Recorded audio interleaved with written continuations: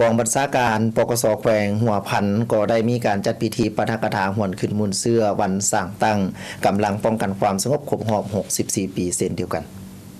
กองบัญชาการปกสแขวงหัวพันได้จัดพิธีปาฐกถาวันต่างๆกำลังป้องกันความสงบครบรอบ64 ปี5เมษายน1961ถึง5เมษายน2025และประกาศเลื่อนสั้นให้นายและพลตำรวจปกสแขวงหัวพันโดยให้เกียรติเข้าร่วมและปาฐกถาของฐานพันเอกเพชรน้อยลอรอนศรีห้องหัวหน้ากองบัญชาการปกสแขวงหัวพันมีบรรดาคณะภาคคณะกองบัญชาการ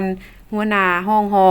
หัวหน้าห้องแผนกตลอดหอดนายและพลตำรวจทั่วกองบัญชาการเขาห่วมน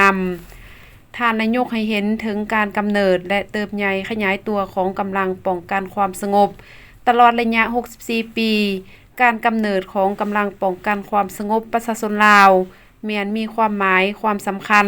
ทางหลานการเมืองอันใหญ่หลวงในประวัติศาสตร์ของศาสตร์ลาว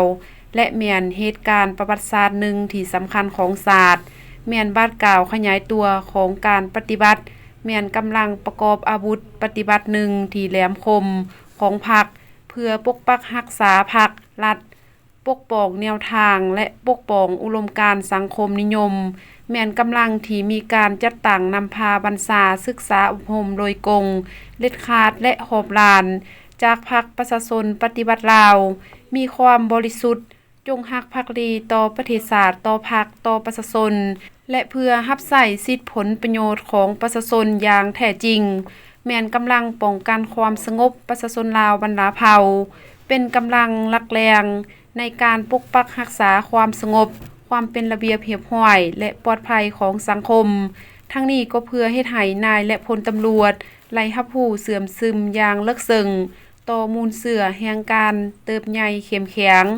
มูลเสือองค์อาจกาหารเด็ดเดียวเหนียวแน่นบ่ยอมจำนนต่ออิทธิกำลังปรปักษ์และพวกบอดีเอกอ่างทะนงใจต่อผลงานและไสชนะอันใหญ่หลวงของกำลังป้องกันความสงบประชาชนภายใต้การนำพาของพรรคประชาชนปฏิบัติลาว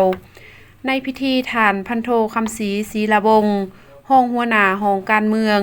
ไล่ขึ้นพานขอตกลงของกระทรวงป้องกันความสงบฉบับเลขที่529 530 531ปกส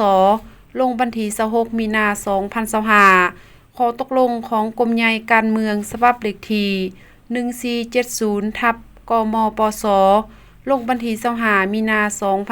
2025และขอตกลงของกองบัญชาการปกสแขวงหัวพันฉบับเลขที่189ปกสหพบ่าด้วยการเลื่อนสั้นให้นายและพลตำรวจกองบัญชาการปกสแขวงหัวพันในน่านเลื่อนสั้นพันตีขึ้นสั้นพันโท11 สหายยิง3 สหายให้เกียรติประรับสั้นโดยแม่นทานพันเอกเพชรน้อยลอรอนศรีห้องหัวหน้ากองบัญชาการปกสแขวงหัวพันเลื่อนสั้นห้อยเอกขึ้นสั้นพันตี28 สหายยิง3 สหายสั้นห้อยโทขึ้นสั้นห้อยเอก8 สหายยิง1 สหายสั้นห้อยตีขึ้นสั้นห้อยโท6 สหายสั้นบาทีขึ้นสั้นห้อยตี8 สหายยิง1 สหาย